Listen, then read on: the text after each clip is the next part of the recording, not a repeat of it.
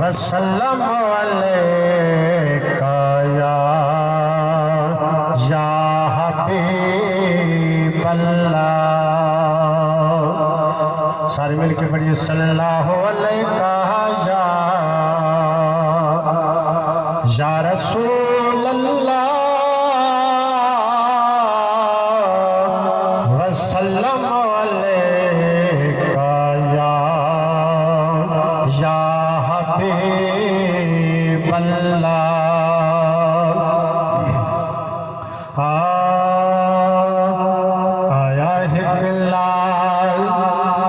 आया है लाल सादिया दे घर वेखण त चलिए। आया है लाल सादिया दे घर वेखण त चलिए। आओ मेरे नाल सादिया दे घर वेखण त चलिए। आया है लाल सादिया दे घर वेखण त चलिए। सुनिया हसरत दिन चढ़ जाता है। सुनिया हसरत दिन चढ़ जाता है। सुनिया हसरत दिन चढ़ जाता है। उंगली हिला के वो चन को हिलाता है। उंगली हिला के वो चन को हिलाता है। ऐसा बकमाल वो ऐसा बकमाल सादिया दे घर वेखण त चलिए। आया है लाल सादिया दे घर वेखण त चलिए। आओ मेरे नाल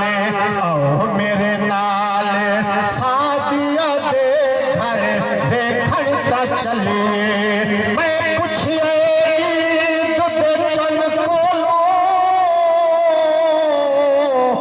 तन किस ईद कराइए।